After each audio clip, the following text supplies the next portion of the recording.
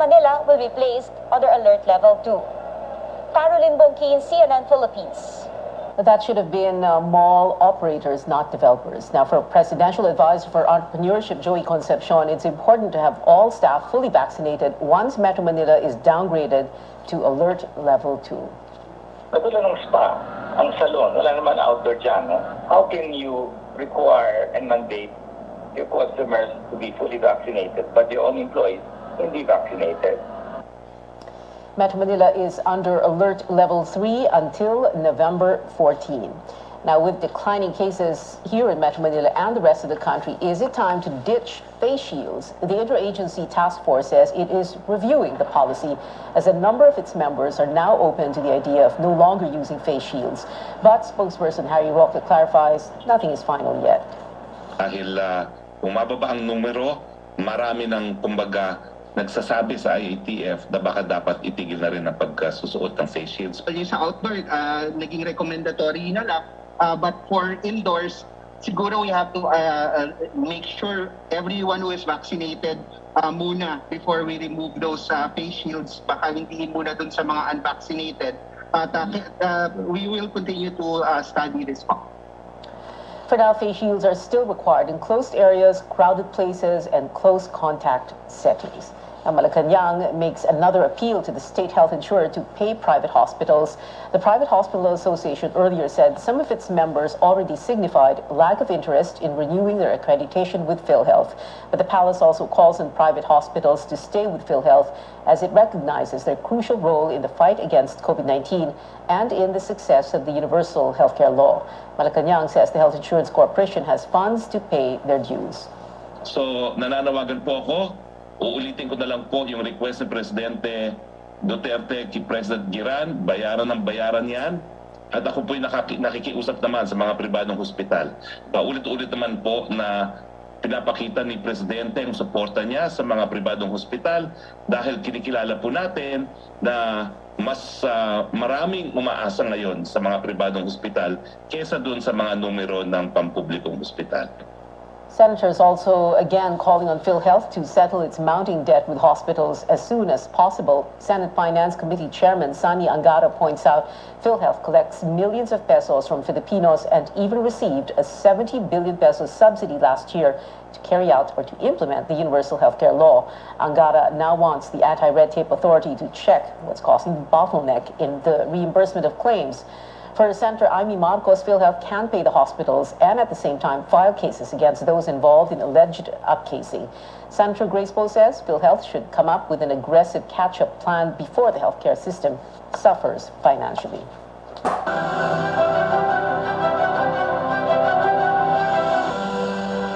Some Metro Manila cities begin vaccinating minors aged 12 to 17 without underlying illnesses. These are Marikina, Navotas, Taguig, and Quezon City. Now, in Taguig, inoculation is not only for residents, it's also open to all students studying in the city. Chrissy Di Matulak has more. Sarah Zalazar is 17 years old and lives in Taguig City. She is one of the minors who got inoculated during the dry run of the city's pediatric vaccination program. Her mother, Esperanza, expresses relief that her daughter is somewhat protected from COVID-19. Para maging unti-unti na siya makabalik sa normal, makalabas. At saka para din in preparation na pagka nag-face-to-face na ang mga eskwelahan. Another minor says he is now more confident about going out with friends because he is vaccinated. Magiging okay na rin mas magiging ligtas. Opo, pero ingat na rin po. Taguig has started vaccinating minors aged 12 to 17 and without comorbidities. The local government welcomes non-Taguig residents who want to be inoculated, provided that they go to a school in the city to register for vaccination. Yung sa school, yun ang ipipresent ng mother. Basta magre-register lang sila and then pag nandito na, dadalhin lang nila yung certificate o yung record na doon sila sa school na yan na Taguig nag-aaral. According to Taguig's city health officer, they have 80,000 doses of Pfizer's COVID-19 vaccine. Strictly, no walk-ins are allowed.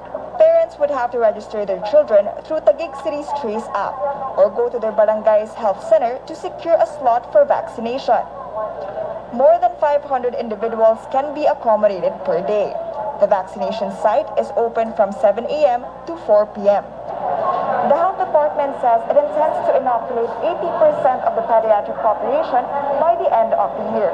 For the parents we spoke to, they say it is important to have their kids protected, but they call for caution in welcoming back the youngsters to the outside world. Chrissy de Matulak, CNN Philippines. The health department says it allowed local governments to vaccinate minors without underlying illnesses to maximize time and resources. DOH Metro Manila Director Gloria Balboa says some LGUs had few registration from the priority groups. That's why they open available slots for others. The latest data show more than 33,000 adolescents with other illnesses have been inoculated. That's only 23% of the priority group here in Metro Manila. The national government is investigating the cause of a fire that destroyed close to 150,000 COVID-19 vaccines in Zamboanga del Sur. The fire Sunday night hit a building that houses the Provincial Health Office and the local Philippine Red Cross. In a joint statement, officials confirmed the vaccines included doses of Pfizer, Sinovac, Moderna, and AstraZeneca, as well as other routine immunization shots. The AstraZeneca vaccines were supposed to be administered as second doses, while the Moderna shots were scheduled to be used for vaccinating minors, both scheduled for tomorrow. Health and Interior Departments will lead the investigation. The Interior Department will also issue a show-cause order to the provincial government to explain its failure to deliver the vaccines 3 days after receipt, as indicated in a memorandum order. We'll go above and beyond the headlines with the chief of the Zamboanga del Sur Integrated Provincial Health Office, Dr. Natalio Cagambang Jr., later on in the program. Also coming up on Newsnight, calls mount for the Commission on Elections to call off its logistics deal with a firm tied to President Duterte's ally and campaign contributor. And are world leaders up to the task of addressing the climate crisis? We'll give you the latest on the crucial climate summit in Glasgow, Scotland. Stay tuned to CNN Philippines.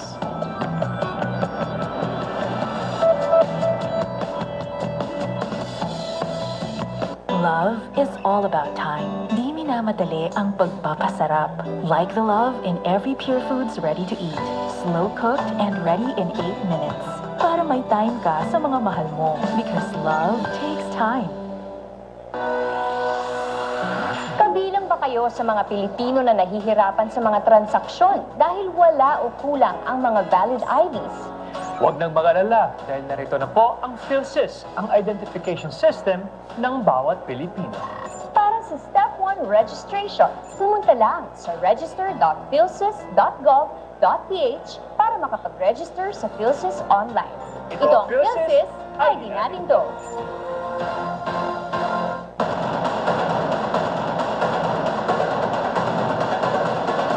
Local governments can house patients with mild cases in so-called isolation facilities for now. The pilots are doing their best to spot each and every resident. Kung makikita ninyo sa aking paligid ay hindi pa rin humuhupa yung baha. Umabot yung level ng baha dito sa bubungang ito. Nagpapatuyo rin sila ng kanilang mga gamit. Rex Remitio, CNN Philippines.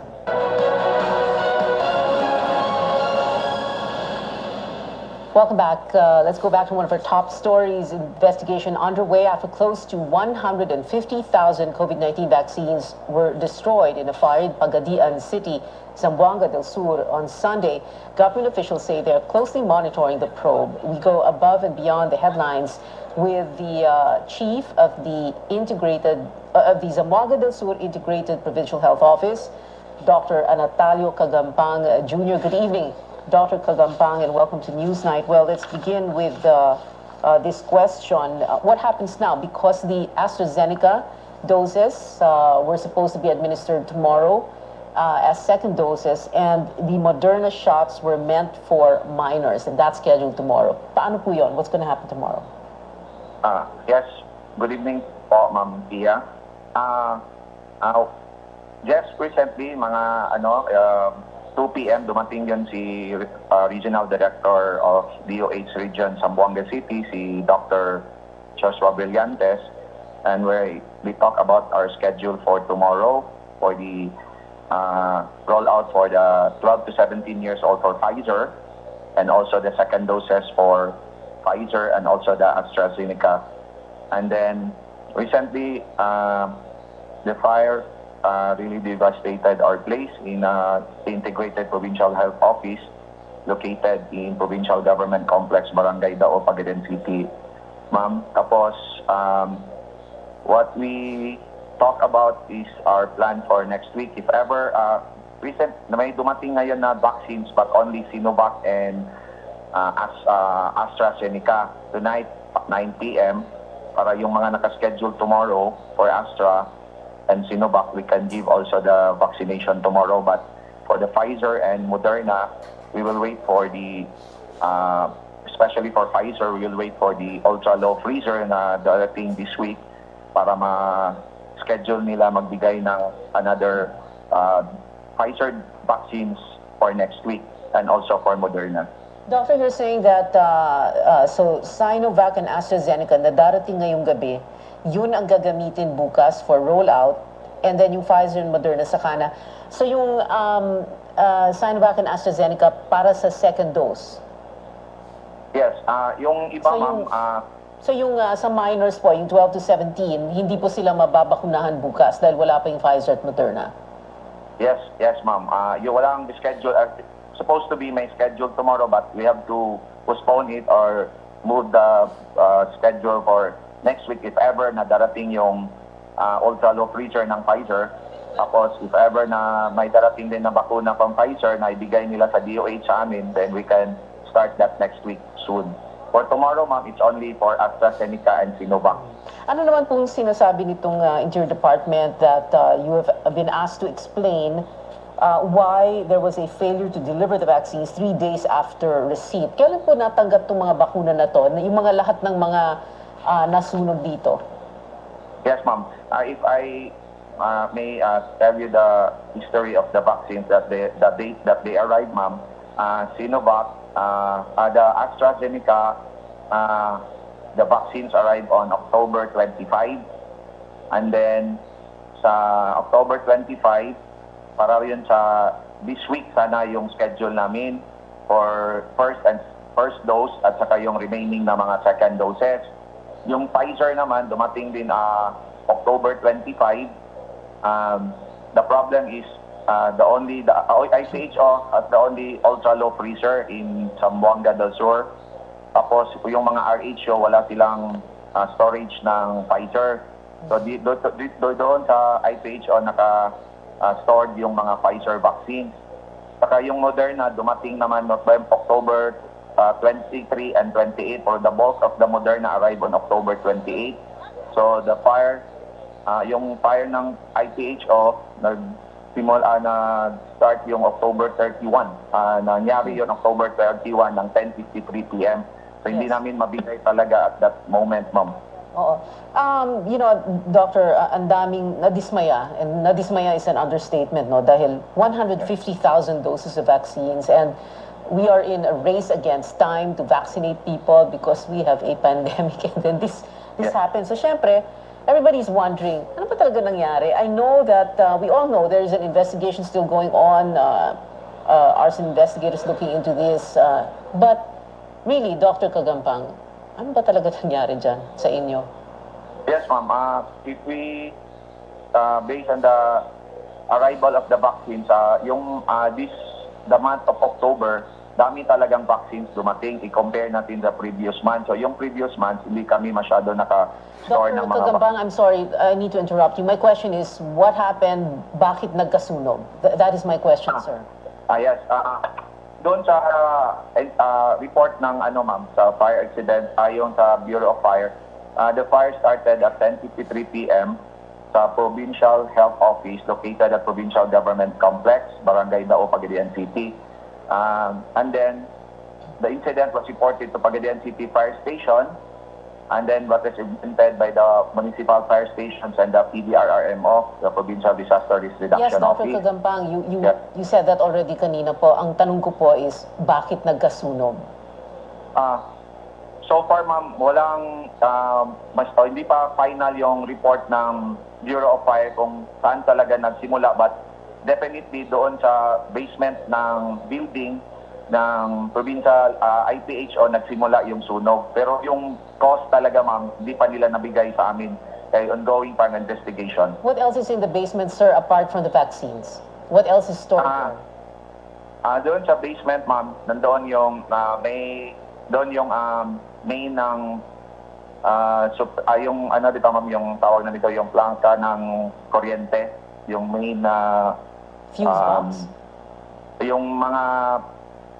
Yung current dito na yung mga malalaking mga ano bang tawag doon, yung plangka sa yung tawag sa amin dito, ma'am.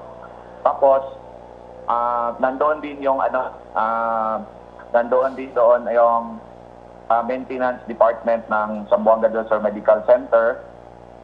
Nandoon din ang Philippine Red Cross at saka PIDOHO, provincial department, provincial DOH office ng DOH.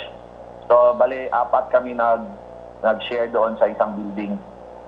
So, doon sa basement, nandoon rin yung mga area ng CDSMC Maintenance Department. Yung meron doon mga, yes, ma'am. Maintenance. So, may mga chemicals, cleaning. Walang chemical. Cleaning, maintenance. So, may mga cleaning, disinfectant, whatever. Ang doon lang sa amin, ma'am, yung nasabi sa amin doon sa maintenance is only yung mga pang-repair na mga storage ng mga electrical supplies dito, ma'am, if ever walang ilaw, mayroong mga bulbs na doon, yung mga ganon. All right. Well, Dr. Kagabang, I want to say thank you very much, but I hope this gets resolved right away, and just very, very unfortunate. Maraming salamat po sa inyo, Dr. Kagabang of the Integrated Provincial Health Office, Zamboanga del Sur. A glimmer of hope for thousands of overseas Filipino workers from Saudi Arabia who were displaced from their jobs in 2016. The Labor Department says the Saudi government has vowed they will receive their unpaid salaries just in time for Christmas next month. Our Tristan Nadalo reports. Some 9,000 overseas Filipino workers who were displaced in Saudi Arabia are expected to receive around 4.6 billion pesos worth of unpaid wages in December. The assurance came from the Saudi Labor Minister, according to Labor Secretary Silvestre Bello. Well, he assured me that he will do everything to settle the claim of our OFWs. Kasi nung inuwi namin sila, because of yung almost 2 years sila hindi nasusweldoan, the government of Saudi Arabia already assured us na masesettle. After almost 5 years, hindi pa rin nasesettle. The case can be traced back in 2016 when thousands of OFWs lost their jobs after some Saudi companies declared bankruptcy. Filipino workers brought their case to a Saudi court and won. But while waiting for their payment, they were forced to return home empty-handed. Among them was Lawrence Jimenez. He stopped receiving his salary in 2013 and was stranded in the Arab country for 5 years. Masaya po ako dahil yan na rin lang inaasahan ko. Tapos ganito pa na pandemic. Yan po kahit na ilang taon po yung proseso, mahaba-habang proseso, pero nagkaroon nga po ng linaw. Kaya masaya din po ako kahit matagal. Ministry could be an early Christmas gift to thousands of unpaid OFWs. The Labor Department says that it will not hesitate to impose another deployment ban should it fail to fulfill its promise of paying the unpaid salaries of Filipino workers. Yung mechanics ng distribution nito ay pag-usapan pa. Sa pagkakaunawa ko, magkakaroon pa ng mga serye ng pagpupulong, lalo na between Secretary Bello and the Saudi Labor Minister, para talagang mas lalo pa mabigyan ng linaw yung implementasyon itong pagbabayad. The Philippine and Saudi labor officials are also discussing and providing insurance for Filipino workers to protect them in the event their employers go bankrupt. Tristan Odalo, CNN Philippines.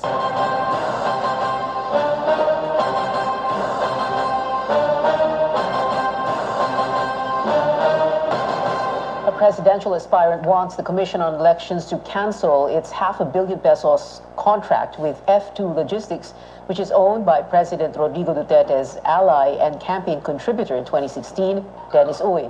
Partido Lakas ng Masa standard-bearer Caliodi de Guzman notes the potential threat of the 536 million peso deal to the, quote, integrity of the poll process. Under the contract, F2 Logistics will handle the transport of election paraphernalia and supplies for 2022. De Guzman says the people must not disregard the personal relationship between Uy and the chief executive. In 2016, the Davao-based tycoon donated at least 30 million pesos to Duterte's presidential campaign. De Guzman also points out Uy's failure and incompetence in past transactions with the government. Uy is facing graft complaints over an alleged questionable sale of shares to his holdings firm, Udena Corporation, in the Malampaya gas-to-power project. It's not only the presidential hopeful who raises concerns over the deal, netizens also pressuring the poll body with the hashtag cancel F2 logistics contract among the top Twitter trends this afternoon. Poll watchdogs cite conflict of interest given Uy's close ties with the president. A Twitter user says Comlec's deal with F2 logistics should be revoked for a, quote, credible elections, while others say the country's future may be at stake. For its part, Comlec says safeguards are in place to prevent tampering with the outcome of the 2022 polls. The spokesman for the commission, James Jimenez, explains in a series of tweets strict monitoring protocols will be imposed. CNN Philippines has reached out to F2 Logistics for comment, but it has yet to respond. Uy's firm served as Comlec's courier for the 2018 barangay polls and the 2019 midterm polls. The 2022 elections will be like no other, with former professional basketball players throwing their hats into the ring. Join me in politics as usual as we speak to former Ginebra Cager and Pasig City Congressman Vice Mayoral aspirant Dodo Jaworski and multi-titled collegiate head coach and Quezon City 3rd District Councilor, congressional aspirant Franz Pumade. That's tonight at 8:30, only here on CNN Philippines, news you can trust. News overseas now. A landmark deal amid a crucial climate summit taking place in Glasgow in Scotland. Over 100 world leaders agreed to end deforestation by 2030 during the United Nations Climate Change Conference, or COP26. The countries taking part include Canada, Russia, Brazil, Colombia, and Indonesia. All have significant tracts of forest that hold the most important carbon absorbers or reservoirs. Leaders are expected to officially make the announcement today and commit about $12 billion American dollars of public funds to protecting and restoring forests. More key developments from the summit. India announcing a target date for net zero emissions, pledging to become carbon neutral by 2070. But that is decades later than other countries who vowed to do the same by 2050. The leader of the world's biggest carbon emitter, meanwhile, was absent from the summit. Chinese President Xi Jinping only sent a statement saying his country would, quote, rein in the irrational development of energy-intensive and high-emission projects. Still ahead on Newsnight, a Marvel star is breathing life into comic strip cat Garfield in a new animated film. Details after the break.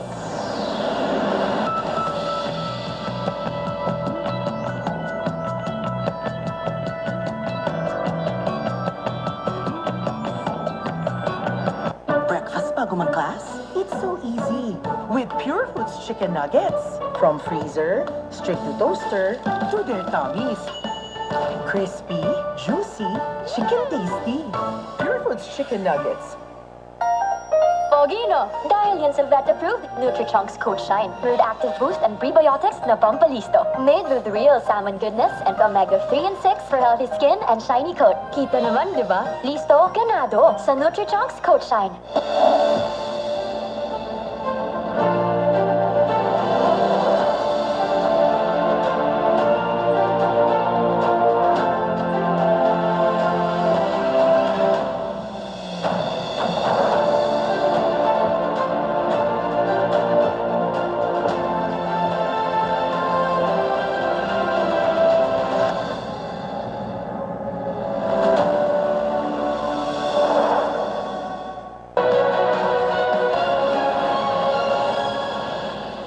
Welcome back. Netflix Philippines removed 2 episodes of spy drama Pine Gap after the Department of Foreign Affairs called the series out for showing China's so-called 9-line. Some scenes displayed a map with a U-shaped feature that symbolizes China's claim over most of the South China Sea. The MTRCB ordered the streaming platform to pull out the episodes with a map that was, quote, consciously designed to show that the 9-line exists. The Permanent Court of Arbitration invalidated China's 9-line claim back in a 2016 ruling. Foreign Affairs Secretary Teodoro Locsin Jr. also tweeted about the removal, saying Netflix should be reported to the appropriate U.S. agency.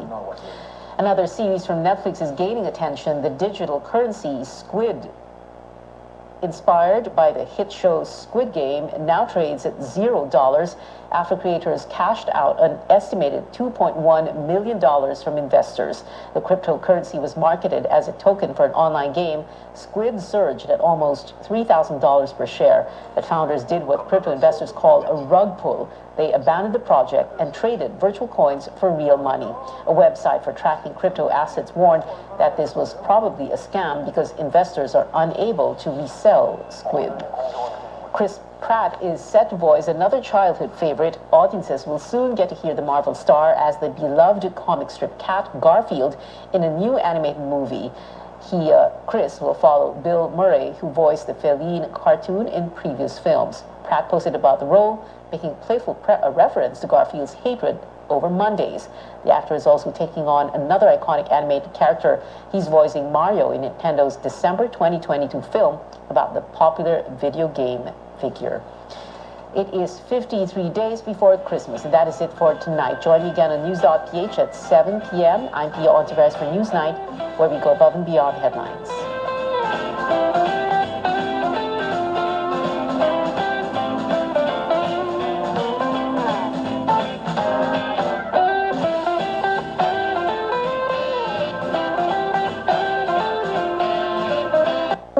This program is brought to you by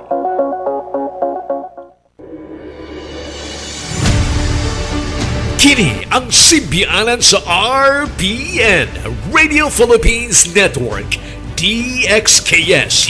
DXKS, 1080.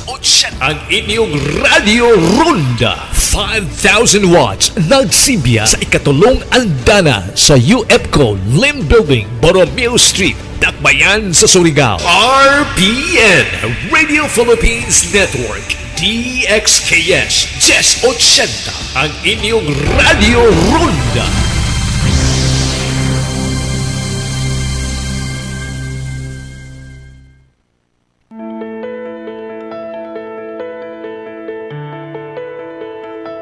Even before the pandemic, the average person spends about half of their day sitting down. A typical office worker would do as much as 15 hours of sitting in a day. Since the arrival of COVID, though, those numbers have more than likely only gone up. Medical experts, however, warn that a sedentary lifestyle can result in a number of major health problems. But what exactly is so bad about sitting down? What sort of health problems can they contribute to? And how do we get more movement in our lives when restrictions due to COVID limit where and what we can do? Today on the show, we'll talk about why some experts are calling sitting as the new smoking. I'm Dr. Freddy Gomez, and welcome to MedTalk Health Talk, where your care comes first. You're watching CNN Philippines.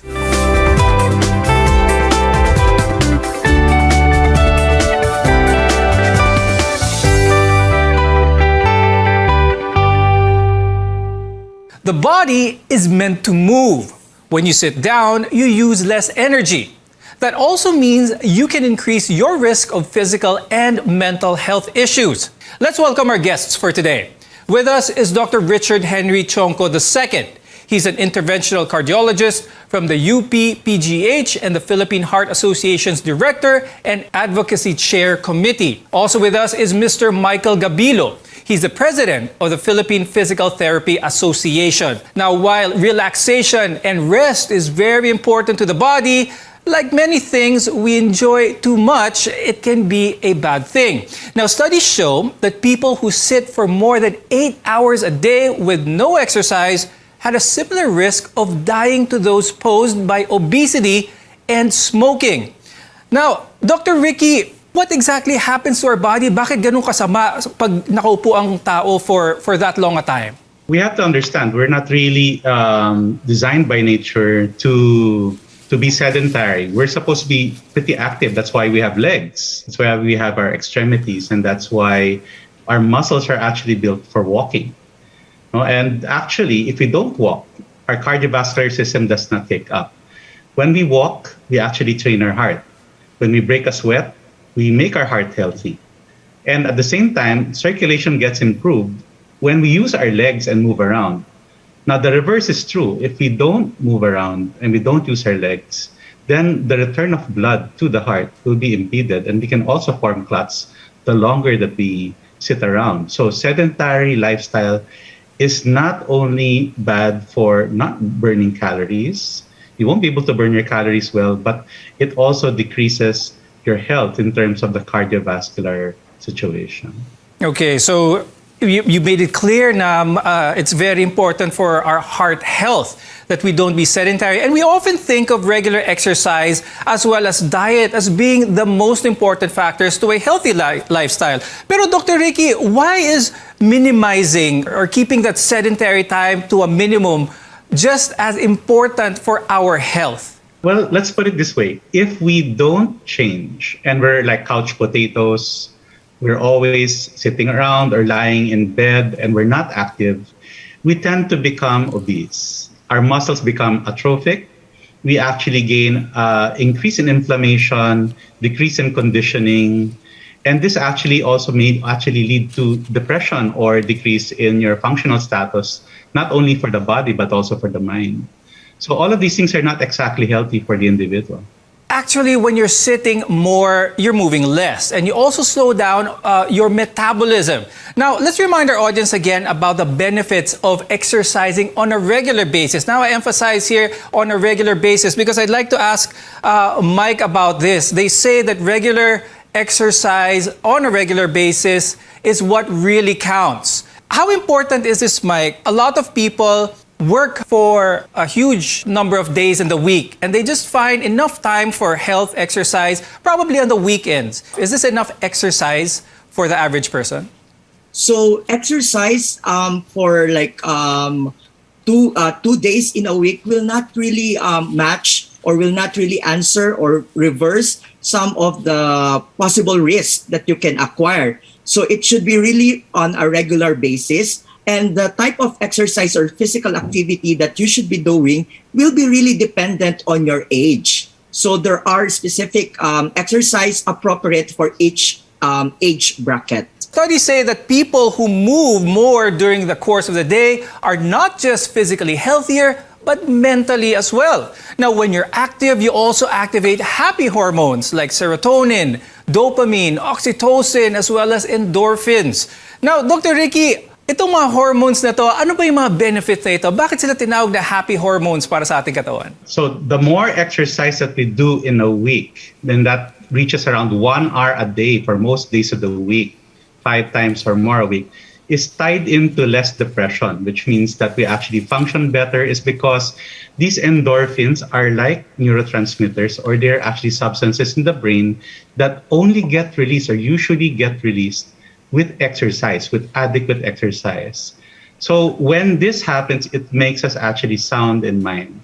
And when we're sound in mind, we're actually also sound in body. So when we actually do have more endorphins, it's because of the exercise. We not only train our mind, but we also train our body. Lowered amounts of those hormones could lead to actually depression and anxiety, which can then weaken our immune system. Now, during this time of COVID-19, a strong immune system is what we definitely need. Now, Mike, we do want to remind our audience about what it takes to have a well-working immune system. Please remind our viewers regarding that. When we talk about of the immune system, these are actually group of organs of the body, including the cells who are working together to ensure that agents or causative agents for diseases are properly detected. So if we have an immune system that is working properly, our immune system can easily monitor these agents that can possibly cause diseases. And one of the best way to really boost our immune system is through exercises and physical activities. Now, as you can see, it's all pretty much related. So boosting our immune system requires eating well, of course, getting adequate sleep, as well as being active. And it means moving somewhat and not sitting too much.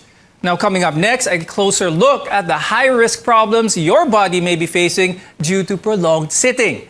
We'll explain after a short break.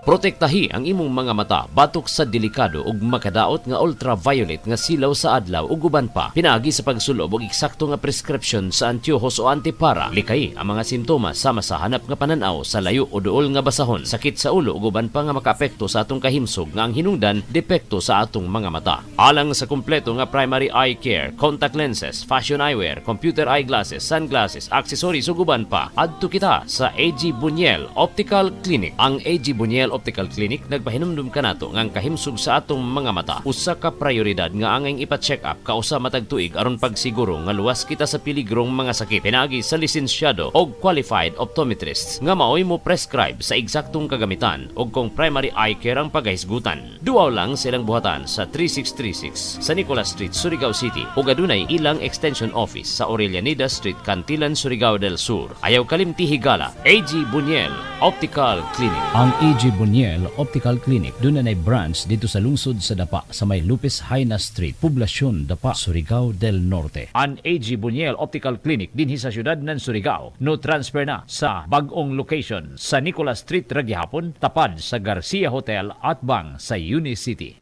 Ang Riverside Parts Master Incorporated na sa ilang bagong location sa Dalan, Burgos ning atong syudad. Mahimo niyong tawagan sa telephone number 231-7478 or 826-3663. Mga produkto nga inyong mapalit, genuine, Makita Power Tools sama sa planer, drill, grinder, Triton paints, construction supplies, angle bars, flat bars, GI pipes, automotive spare parts, Firefly electrical devices sama sa switches, bulbs ug outlets. Adto ang Riverside Parts Master Incorporated sa ilang bagong pwesto sa Dalan, Burgos ning syudad. Makahangyo ka o makabarato pagyod diha sa Riverside Parts Master Incorporated. RPN Radio Philippines Network, Radyo Ronda DXKS Surigao, member kapisanan ng mga broadcaster ng Pilipinas.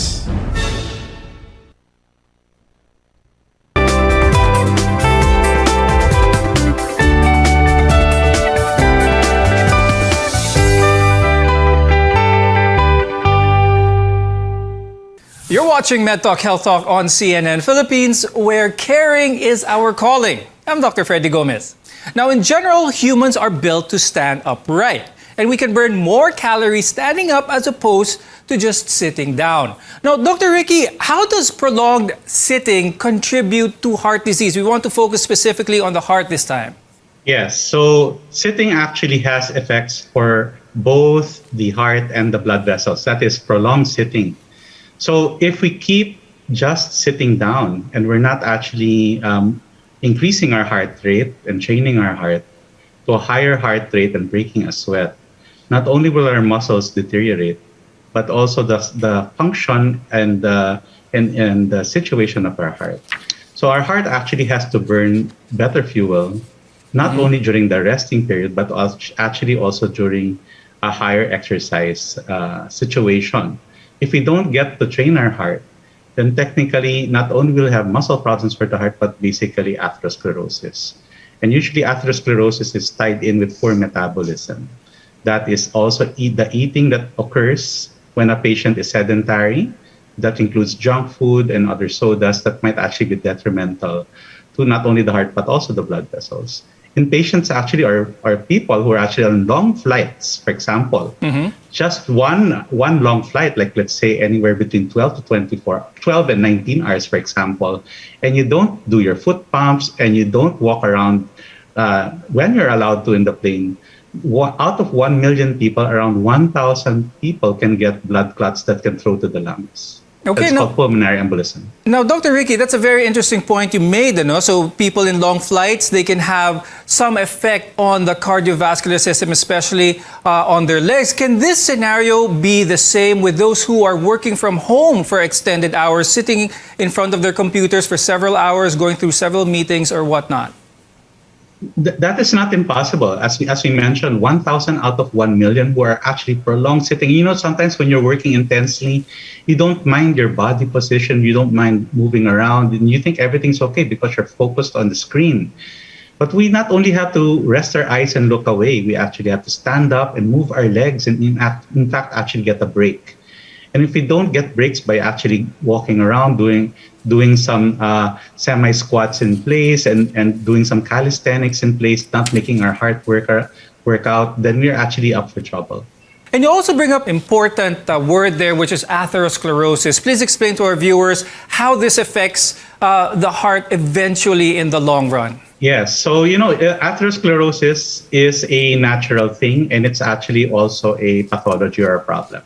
It's a natural thing because it occurs with age. And as we get older, even if we don't smoke or do all the bad things like a bad diet, our arteries tend to harden. But the thing is, it's worse for some more than others. And if we smoke, we eat the unhealthy foods like the fatty and the salty foods, our arteries become more brittle. Or in Tagalog, it's called like kinakalawang. No?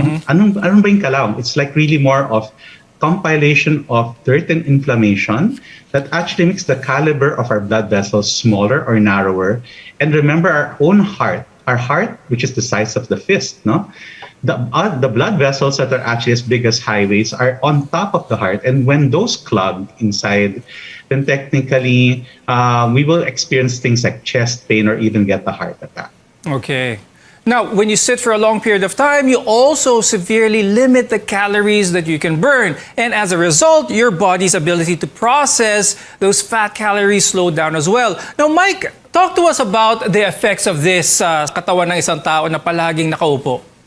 In exercise physiology, there is what we call metabolic equivalent.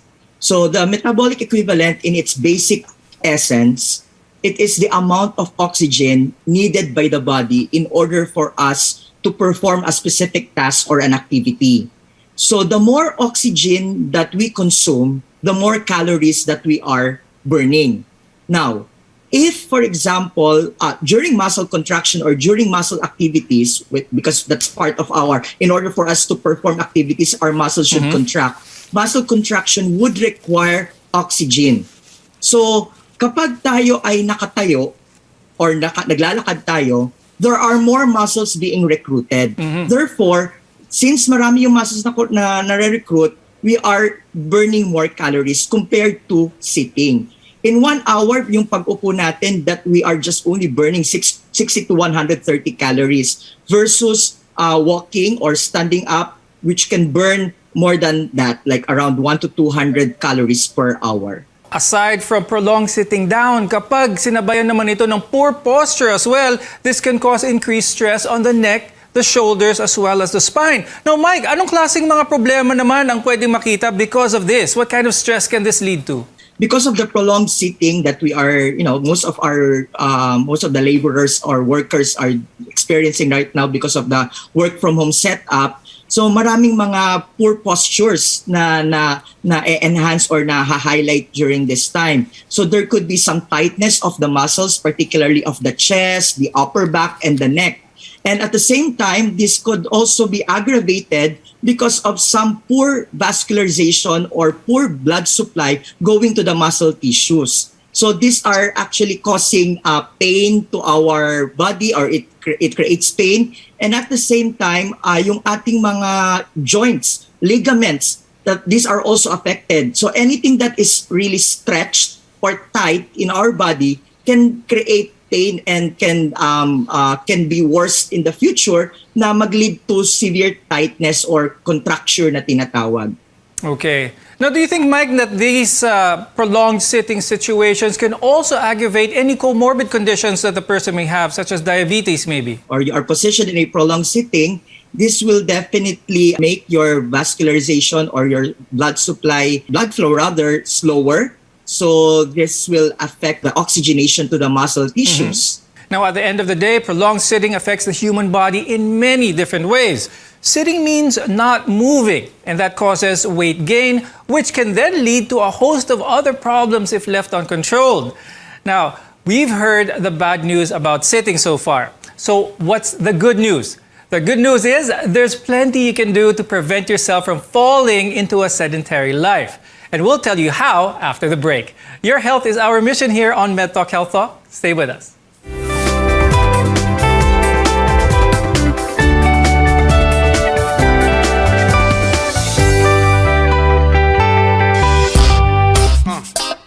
Maayong balita sa tanan sa atong panginahanglan sa panimalay, mga gamit, ingon man mga dekorasyon, pwede na natong mapalit diha sa Wellington Bazaar. Anausab sa Wellington Bazaar ang mga bestidahon, karsunison, plain t-shirt, plastic chair, floor mat, mantel, banig, folding bed, habol, mosketero, trapal, liderette, basketball, stuffed toys ug mga dulaan sa bata. Ang Wellington Bazaar ana magalagad kanato sa dalan Kaymo ning Dakbayan sa Surigao. Wellington Bazaar, gikan sa mga kawani ug tigdumala sa Wellington Bazaar. Mayong adlaw alang kaninyo. Wellington Bazaar, sukyon ta sa kanunay. Ay, kasakit kit sa ako ang mga mata. Uy, labad pagyud kay ako ang ulo. Murag kog malipong ba? Unya, murag limtanon pagyud ko. Unsaon man ni uy? Naa na gyud kay problema, miss. Ha? Tanawa gud nagsakay ka sa tricycle, wala kay suot bra. Para masolba na imo problema. Pag inom man ni Lutein Plus. Unsa? Lutein Plus? Asa man nimo gikan? Ako man ninadunggan sa radyo, miss. Mao ang kapalit ko naan pangpangandam ba. Sige, salamat kaayo ha. Magpalit dayon ko og Lutein Plus. RPN Radio Philippines Network, Radyo Ronda DXKS Surigao, member kapisanan ng mga broadcaster ng Pilipinas.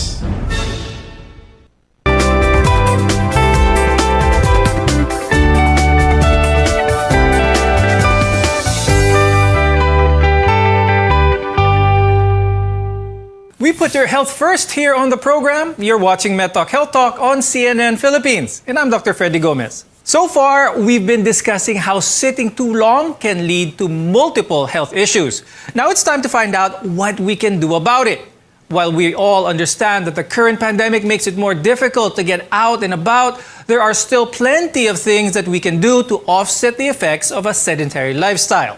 Now, these days, people may be moving as little as 60 minutes a day, which much of that is due to people using electronic devices for work as well as school.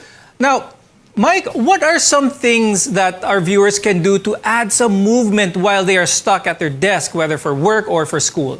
So if, for example, you observe that you've been sitting for like more than 45 minutes already, so it's time for you to actually stand up, do some squats. You can walk around the area. While you are walking, you can perform simple stretches of your shoulder, of your wrist muscles. You can do neck movements from side to side, front and back.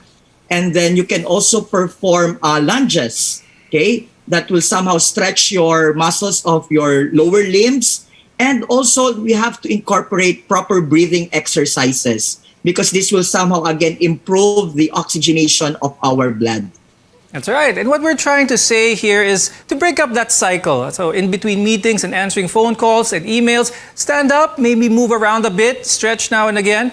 Now, just get up from that chair and move more than usual. But of course, leading an active life is the best way to combat the effects of a sedentary life, and it's never too late to start. Walking and biking are great ways to get exercise outside, but what if we're stuck inside?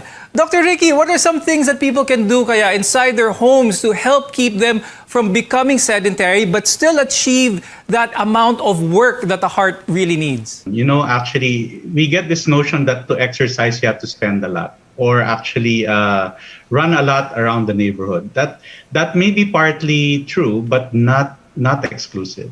We can actually, as mentioned a while ago, stand in front of our computer when we're walking and, as mentioned, doing the squats. But the point here is we have to do a number of reps no? Anywhere between 30 to 50 reps of squatting or semi-squats, doing sidestepping. These actually burn calories. And the more use of our leg muscles or the large muscle groups actually also increases the training capacity of our body and the heart. So the more reps that we do at home that include semi squats or even lunges if we can, or even half jumping jacks, not necessarily push-ups, will actually get our body going. And you know that if we get our body going, we actually fight obesity and we actually also train the heart. Now remember, even a regular exercise routine may not be enough to offset the increased risks of too many hours of sitting down. However, adding some form of activity that's not necessarily a full-on exercise routine could greatly reduce these risks and possibly add even years to your life.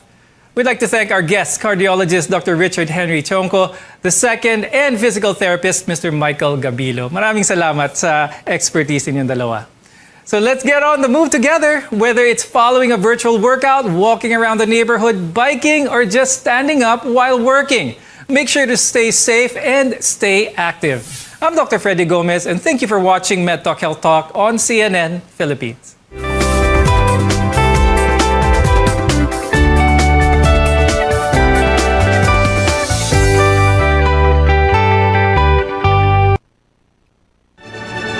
RPN Radio Philippines